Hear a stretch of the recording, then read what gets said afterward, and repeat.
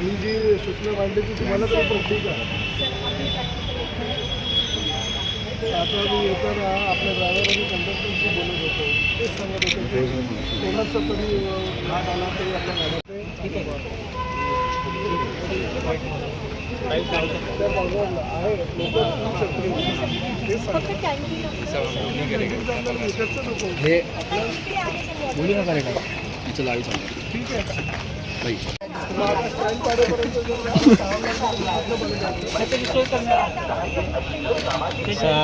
अरे एक नंबर आता का नाही आता आपण बंद करतो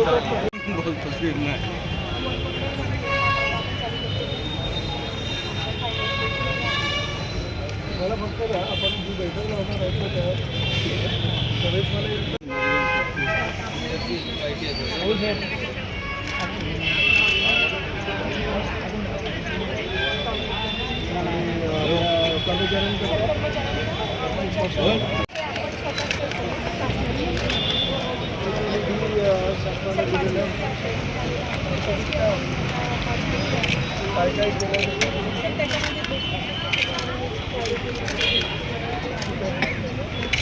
पगार देत नाही तुम्हाला, तर तुमची ड्युटी काय असते?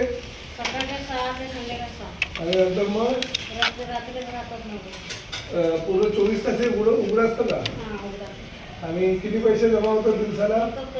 कधी 200-150. अच्छा, मग त्याच्यामध्ये सगळं स्वच्छ तुम्ही करता?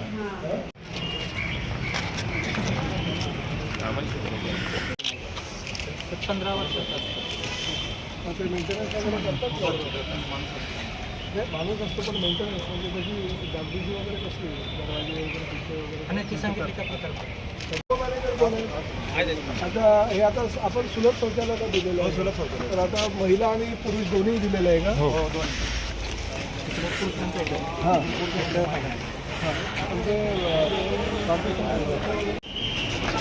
ते काय आहे?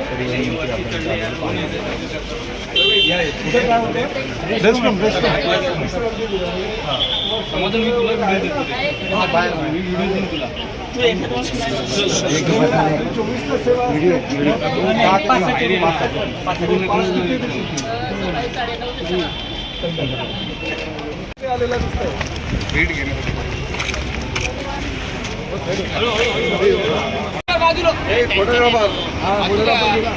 हळूहळू आता बोर्ड प्रकारे हो इकडे काय करणार? नमस्कार. चॅनलमध्ये सर्व दर्शकांना परिवहन मंत्री प्रताप सरनाईक यांनी आपल्याला पाहायला मिळत आहे. लोका पनवेल आगाराला भेट दिल्यानंतर स्वागत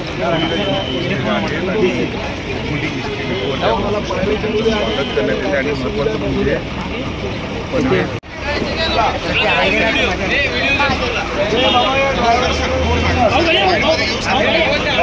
आधी काय बघू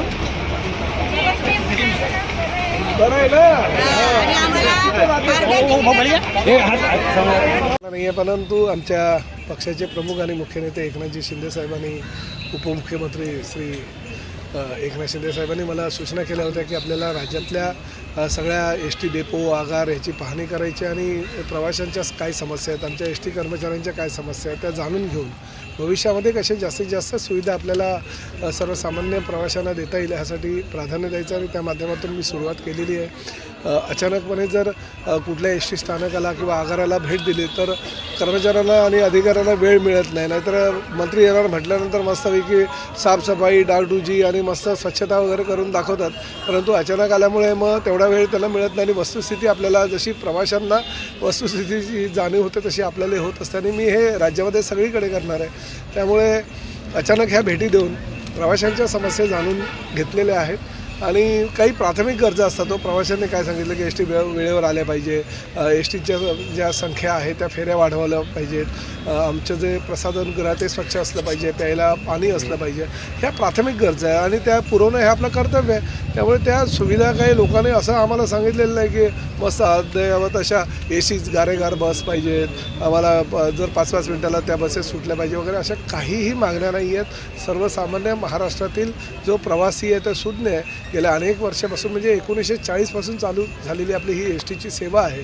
त्यामुळे त्याचा लाभ लोक घेत आहेत. काही त्रुटी त्यामध्ये आहेत हे हे मात्र नक्की आमचे अधिकारी कर्मचारी त्यासाठी खूप मेहनत करत आहेत, त्याला प्राधान्य पण देत आहेत, परंतु सुसूत्रता मात्र आणावी लागणार आहे. काही गोष्टी ह्याही आपल्याला जाणून घ्यायला पाहिजे की वाहतूक कोंडी, रस्त्यांवर पडलेले खड्डे, पावसाळ्यामध्ये होत असलेला जोरदार पाऊस ह्यामुळे सुद्धा ह्या प्रवाशांवर आणि प्रामुख्याने आमच्या एस टी महामंडळावर बरेच काही परिणाम त्यामुळे होत असतात.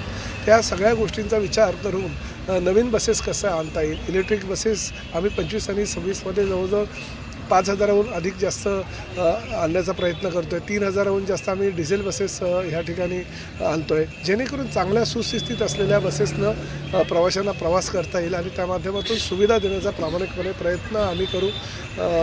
लोकांचं जे म्हणणं आहे ते लक्षात घेण्यासाठी मी आज ही सुरुवात केली होती आणि आम्हीसुद्धा लहानपणी एस टीतच प्रवास करायचो. म्हणजे आता ठीक आहे, आता मोठे झालो, मोठमोठ्या गाड्या आमच्याकडे आता आलेल्या आहेत, ती वस्तुस्थिती आहे, परंतु जुने दिवस मात्र आम्ही काही विसरलेलो नाही. त्यामुळे ह्या सगळ्या गोष्टींचा विचार करून भविष्यामध्ये हे आमचं जे खातं आहे ते कसं पुढे नेता येईल, आमच्या अधिकाऱ्यांना कर्मचाऱ्यांना विश्वासात घेऊन प्रवाशांना सुविधा देण्याचा प्रामाणिकपणे प्रयत्न मी करेल. आणि मुख्यमंत्री म्हणून आमचे देवेंद्र फडणवीस, अजितदादा पवार आणि एकनाथ शिंदे साहेबांचं हे सरकार जे आहे, महायुतीचं सरकार आहे, अतिशय चांगल्या प्रकारचं सुविधा प्रवाशांना मात्र नक्कीच देईल.